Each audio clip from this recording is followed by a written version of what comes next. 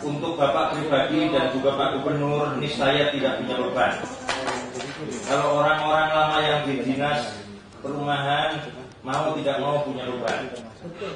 Tetapi saya pikir mau lama mau baru sangat tergantung dari nurani. Bohong besar kalau Bapak dan pembantu-pembantu Bapak tidak tahu masalah yang sebenarnya. Betul. Pakailah dada. Makanya di Kristen tuh jangan pakai otakmu, pakai dadamu. Jangan yang kotor, pakai yang bersih. Saya kok jadi marah ya? Mengapa saya marah? Karena sudah keterlaluan. Betul. Bapak, pembantu Bapak pernah mengatakan kepada saya bahwa tidak punya kewenangan hukum untuk bertindak tegas. Hari ini akan saya bacakan pasal 10 Undang-Undang Nomor 20 Tahun 2011. Tolong dengarkan bayar saya. Kami dengar Pak. Saya marah karena saya bayar pajak. Saya marah karena saya ikut menegakkan republik ini dengan nyawa saya. Tadi ibu ini tanya, bagaimana Pak menyelesaikannya? Republik ini bubar baru bisa. Karena sudah keterlaluan. Oke, saya nggak usah marah lagi. Saya bacakan. Pasal 10. Pengawasan sebagaimana dimaksud dalam pasal 6 ayat 1 huruf D meliputi pemantauan, evaluasi, dan tindakan koreksi. Saya ulangi, tindakan koreksi sesuai dengan ketentuan peraturan perundang-undangan. Saya bacakan lebih lanjut. PP ini masih berlangsung, masih berlaku. PP nomor 4. Saya bacakan pasal 76. Pemerintah daerah diberi wewenang untuk melakukan tindakan penertiban terhadap pelaksanaan peraturan pemerintah ini sesuai dengan peraturan perundang-undangan yang berlaku. Apakah pembantu-pembantu Pak Jokowi tidak dengar bahwa kasus ini sudah sampai kemana-mana? Tinggal Tuhan aja yang belum kita lapori karena nggak tahu alamatnya. Itu dalam doa juga sudah. Di DPR sudah diblejeti Pak, kalau nggak ngerti diblejeti, ditelanjangi, dikuliti. Dan itu yang menjawab bukan kami, yang menjawab adalah pemerintah. Bagaimana tentang PPN, bagaimana tentang listrik, bagaimana tentang air, bagaimana tentang hak bersama. Kurang apa lagi? Sekarang persoalannya Bapak, kalau cinta pada republik ini, inilah kesempatan Bapak.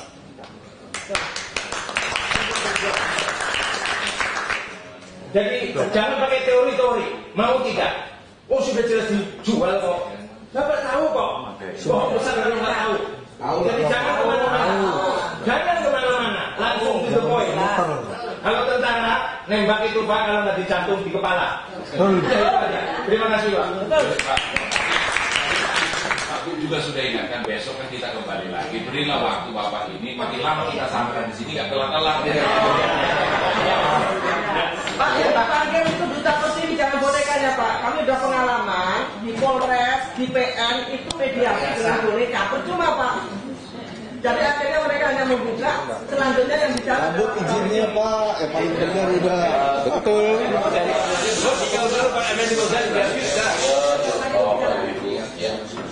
Perkhidmatan yang baik Bapak Ibu sekalian. Jadi saya rasa apa yang kita dengar dari Pak Gubernur sudah jelas. Tapi paling tidak mungkin beberapa hal kita bikin lebih jelas saja. Yang pertama, Pak Yonatan. Sekarang mudah-mudahan Pak Yonatan sudah tahu ya dan semua teman-teman bahwa dasar hukumnya sudah jelas. Buat mudah-mudahan untuk mengambil tindakan berdasarkan kewenangan pasal yang pasal tadi sangat gampang dan tidak menimbulkan multi-interpretasi sama sekali. Ya Pak Yonatan ya. Nah biar kita semangat dulu. Jadi daripada Anda bicara terus Pak Yonatan yang bingung, kita harus sepaham dengan Pak Yonatan bahwa pasal yang baru disebutkan oleh Pak Saur tadi lepas dari bonus marah-marahnya itu adalah kewenangan Pemda ya Pak ya. Sudah pasti kewenangan Pemda itu satu. Dan yang kedua, Pak agak buang waktu Pak kalau kita masuk ke soal-soal yang tadi saya anggap sama sekali bukan persoalan. Nah itu ya kalau Bapak tanya ini berpelaan apa segala macam, bukan yang sudah kita bicarakan sampai ke semuanya di DPR, Pak. Mestinya kalau bicara berdasarkan patokan hukum yang sesungguhnya, sebetulnya Pemda hari ini terikat dengan pertemuan di DPR. Karena Pemda ada wakilnya. Dan kalau misalnya Pak Gubernur tiba-tiba nggak tahu atau Pak Yunarto menjadi tidak tahu, wah itu salah dari saya besar sekali. Karena wakilnya sih. Aku bilang tahu ya Pak. Ya, nah terima kasih sudah. Karena pada waktu itu semua yang hadir Pak tidak mampu berkata apa-apa menghadapi pertanyaan dari warga ini apa adanya. Pak Yunarto bahkan sampai yang nggak masuk akal Pak Yunarto. Masa uang PPRS itu masuknya bukan ke rekening PPRS, ke rekening Duta Pertiwi. Terus ini PLN, ditanya ke PLN, pada waktu itu PLN aja bingung, dari mana ada bisa naik-naikkan tarifnya. Padahal itu kan ada jaraknya dan segala macam yang nggak masuk akal. Jadi artinya dasar undang-undangnya sudah, kemudian dasar empiriknya dalam pertemuan itu sudah ada. Nah malah kami sekarang saya mengulangi pertanyaan yang tadi karena Bapak perlu waktu kan untuk segera apa yang bisa kita bantu Bapak ya ini supaya Bapak sebagai orang yang dipercayakan Pak Gubernur mengatasi masalah ini nggak usah pastilah ada bayangan bahwa ini nama besar dalam konteks bisa mendatangkan preman bisa saya Pak saya sudah berbicara di televisi secara langsung Pak. Saya sebutkan ini Kapolres menerima 50 Andromax dari PT itu mestinya dilaporkan ke KPK. Saya bicara di media Pak. Saya bilang bahwa ini jaksa saya sebutkan namanya ini sudah melakukan tindakan yang salah menambah pasalnya. Saya sebutkan di media kok. Tapi mereka nggak berani saya, beraninya ke orang kecil ini. Ya. Kalau berani saya, tuntut saya. Tuntut saya. Nggak berani. Karena di pertemuan DPR itu sudah ada kabar eskrim, ya kan? Cuma kejaksaan yang waktu itu tidak datang, ya kan? Ya. Jadi sudah sangat clear. Dan apalagi kalau ini di live kan. Gitu.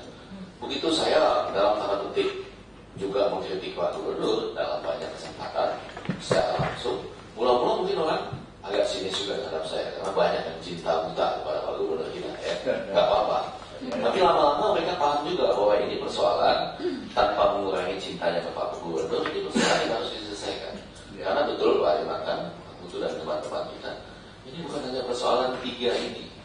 Ini adalah persoalan ratusan ribu orang di Jakarta dan saya pikir sekitar 10 juta orang di seluruh Indonesia. Ya, dan pasti kalau satu saja PPRS yang asli bisa dibentuk, ini berlaku domino, hancurlah semua kejahatan besar yang sudah mereka lakukan. Nah, sekarang tinggal kita mau atau tidak dan yang kedua, karena kita sudah sependapat tadi bahwa dasar hukumnya Pak Yunarto sudah ya, Pak Putu dan teman-teman, saya rasa Pak Gubernur juga sudah tahu dasar hukumnya sudah jelas. Pemda punya wewenang, tinggal sekarang apa yang bisa kita bantu? Tambahan dasar hukum hasil dari rapat kemarin Pak Yunarto. Jadi kalau misalnya Bapak menginginkan kita, teman-teman aktivis, kita juga seluruh warga ini ikut membantu Bapak dalam segala hal yang bisa kita lakukan, kita mau lakukan ini Pak. Ya Pak ya, supaya jangan ada keraguan. Sekali lagi pasti berat Pak ini, karena lepas dari apakah Bapak, saya yakin Bapak sudah tahu Pak Yunarto dan kita semua sudah tahu apa yang ada, yang sedang terjadi gitu. Tinggal bagaimana kita mulai dan saya rasa tadi apa yang Pak Gubernur sampaikan baik sekali, walaupun saya juga bisa membayangkan Bapak habis ini ketemu mereka akan bilang apa gitu. Saya juga bisa membayangkan. Dan sekarang tinggal bagaimana seorang Jonathan yang sudah sepakat bahwa dasar hukumnya itu ya yang mau kita pegang ya Pak Yunarto ya. Dan kita siap Pak, sama-sama berjuang bersama Bapak. Paling tidak ada satu yang menjadi contoh. Dengan demikian akan ada. Saya juga tidak akan berhenti Pak. Besok saya akan berbicara langsung dengan Pak Dahlan Iskan buat PLN itu. Dan harus ada terobosan misalnya Pak Dahlan Iskan harus berani mengatakan untuk tempat tertentu sambungan langsung kan. Kalau memang mau menjadi orang yang berbuat buat Indonesia. Terima kasih banyak. Mohon maaf saya ganggu. Terima kasih Prof. Bapak Ibu yang saya hormati ya, Pak Sawit, terima kasih masukannya, Pak Palmer dan Pak Simpson. Saya kira ini masukan yang sangat konstruktif buat kita dan percaya Bapak Ibu sekalian, saya juga termasuk orang yang tidak takutnya Pak sebetulnya. Saya orang Makassar, saya tidak takutnya sampai itu. Jadi Bapak pernah jadi, Bapak Ibu jangan pernah berpikir bahwa saya takut sama pengembang, enggak. Saya tidak takut sama pengembang. Saya tidak takut sama Bapak Ibu sekalian. Jadi saya tidak takut sama pengembang, saya juga tidak takut sama. Saya hanya mau melihat aturan yang tadi sudah disampaikan. Selama ini pemahaman kita kan implementasi Undang-Undang Nomor 20 tahun 2011 kan selalu kita mengatakan PP-nya tidak ada. Kalau kita sepaham dan saya juga dengar waktu di DPR bahwa PP lama kan tidak otomatis begitu. Ini tidak terjadi. Tadi Pak Saud sudah mengatakan bahwa masih ada PP yang berlanjut di sini. Nah, ini yang kita yang menjadi pedoman bagi saya. Tapi Bapak Ibu perlu tahu, saya sekarang bicara sama Bapak Ibu kan selalu mengatakan saya tidak berdaya. Tapi kalau saya bicara juga dengan mereka juga mempersulit saya. Jadi kita ini kayak ketemu sama PPRS di bottom line-nya siapa yang melanggar, Pak? Ketemu sama warga dianggap memihak sama PPRS. Apa kurang saya, Pak? Saya pernah menegur PPRS untuk tidak mencarikan DPR dan ya betul sekali. Dan tarif listrik. Ya. Tidak, sampai situ lah kewenangan saya. Kalau memang kita punya kewenangan untuk mematikan, kita mungkin men-stop, kita stop. Tapi sebatas kewenangan itu kita keluarkan, kita keluarkan. Tapi percayalah, supaya kita tidak terlalu lama, karena saya juga masih harus telepon, saya masih harus ketemu dengan teman-teman dari PPRS, seperti apa jalan terbaik. Karena tentu kami akan berdiri di posisi sebagaimana posisi undang-undang, Pak. Oleh Pak Gubernur tadi dan undang-undang tentu bagaimana caranya kita membenahi ini. Itu goal kita, Pak. Ya. Pak, saya boleh tanya sedikit lagi. Habis ini kita nggak boleh tanya lagi. Boleh dong. Saya mau sudah boleh dong. Saya cuma mengenai waktu Bapak ketemu dengan PPRS itu, dalam hati Bapak ada nggak perasaan bahwa mereka palsu? Bukan saya kalau saya sebagai ilmuwan, saya masih posisi berbeda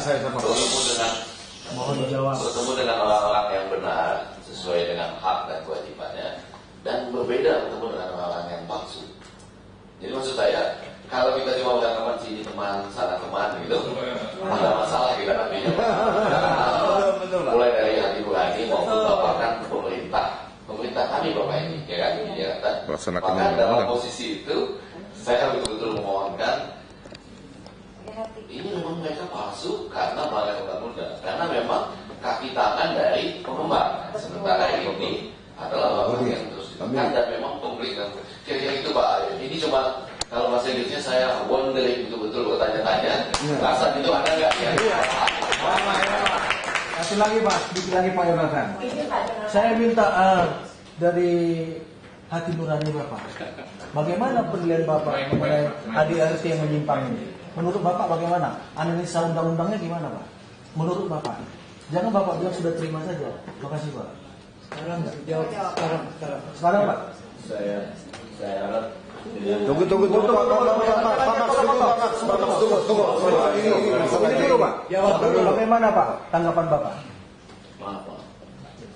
Ini melanggar Kepmen 06 Pak. Seragam isinya 30 apartemen. Nah, bukan 9, 30 apartemen bisa saya store sama Bapak. Ya. Tanggapan Bapak bagaimana Ini Pak? sekarang 9, dan apa langkah lanjut mengenai ini dari Dinas Perumahan? Sama semua. Apakah membiarkan ini terus? Ini produk Undang-Undang 16 lagi Pak. Dan ini tunggu Pak. Dan ini isinya PPRS, bukan P3 SNS. Apapun yang Bapak komplain di dalam situ, inilah yang menjadi persoalan kita bersama Pak. Saya kira Profesor tadi sudah menggambarkan bahwa ya udah kita selesaikan, satu kita selesaikan ini kan menjadi barometer untuk semua. Ya. Itu baru Pak. Bapak kalau nanya perasaan saya, maaf Prof, saya galau Pak. Ada banyak masalah ya, tapi oke, mari kita. Jadi jangan ada dusta di antara kita Pak. Salam sejahtera buat semua. Mungkin saya ingin menyampaikan menyampaikan beberapa hal yang esensial untuk pertemuan hari ini mengenai perlunya pencabutan SK, pembentukan kembali dengan memilih kembali pengurus dan pembentukan kembali ADART sesuai Undang-Undang Nomor 20. Adapun tiga dasar yang kami miliki, jadi ini mungkin tidak terkait dengan pengembang. Maaf, saya bukan mengoreksi apa yang dikatakan Pak Gubernur, tapi ini terkait dengan judisi yang harus kita laksanakan. Jadi poin pertama adalah dengan dicabutnya Undang-Undang Nomor 16 tahun 85, di mana ADART yang kami pegang sekarang itu tertera bahwasannya perhimpunan didirikan dengan maksud memenuhi ketentuan undang-undang sebagaimana dimaksud dalam pasal 19 Undang-Undang Nomor 16 tahun 85. Sehingga dengan sendirinya kalau undang-undang tersebut sudah dicabut, ADART yang kami pegang ini tentu sudah tidak bisa dipakai dan perlu dilakukan penyesuaian. Dan sebagai lanjutan daripada penyesuaian tersebut, poin 2, penyelenggaraan rapat yang sering kami lakukan, yang dilakukan oleh PPLS yang lama, itu tetap berpedoman kepada Undang-Undang Nomor 16 yang sudah dinyatakan sudah tidak sesuai. Di mana yang kita ketahui pada Undang-Undang Nomor 16, anggota ataupun peserta rapat itu bisa memiliki lebih dari satu suara atas kepemilikannya. Dan mereka bisa menerima kuasa lebih dari satu suara. Dalam hal ini pada Undang-Undang 20, setiap anggota berhak memberikan satu suara, yaitu setiap pemilih hanya mempunyai satu suara walaupun pemilih yang bersangkutan memiliki lebih dari satu salusun. Itu sesuai dengan bab 10 pasal 77 ayat 2 dalam HPP SFS memutuskan sesuatu yang berkaitan penghunian rusak setiap anggota berhak memberikan satu suara.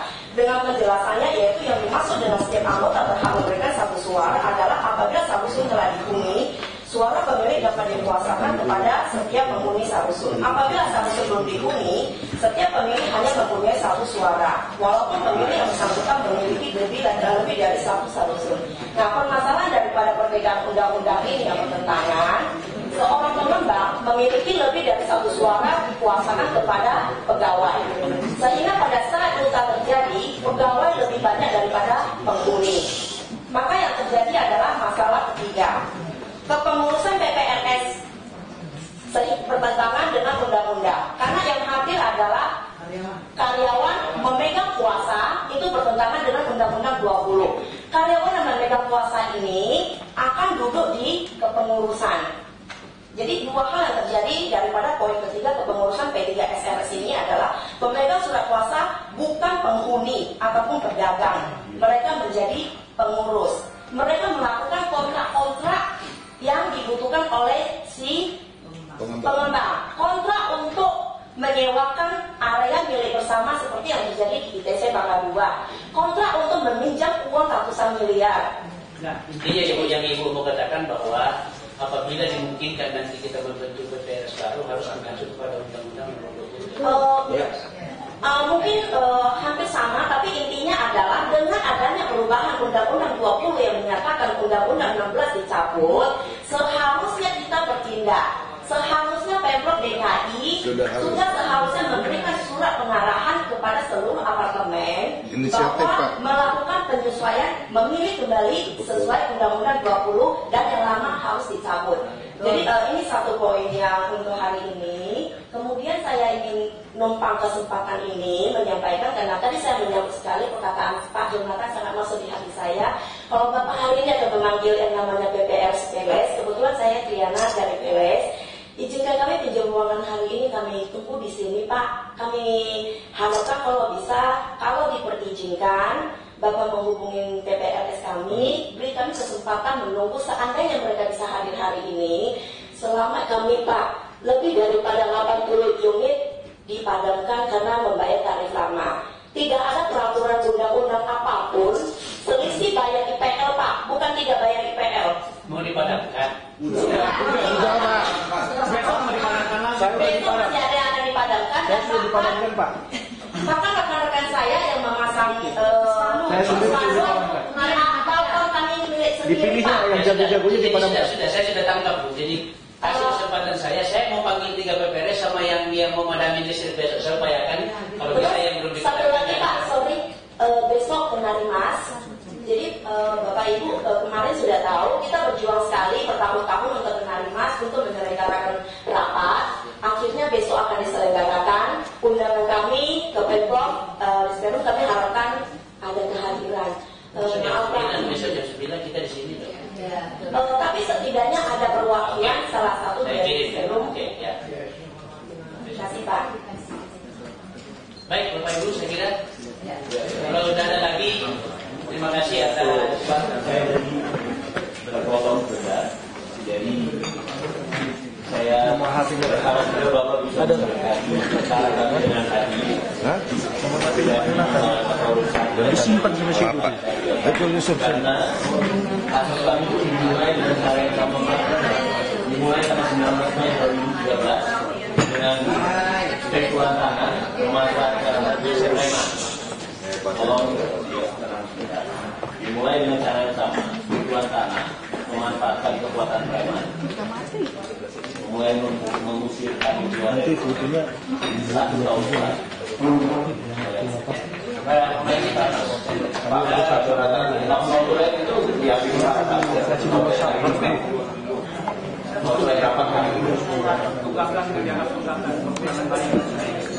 Tapi kita harus sampai di mana Pak?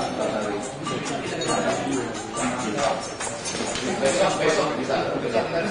Ya, bye-bye.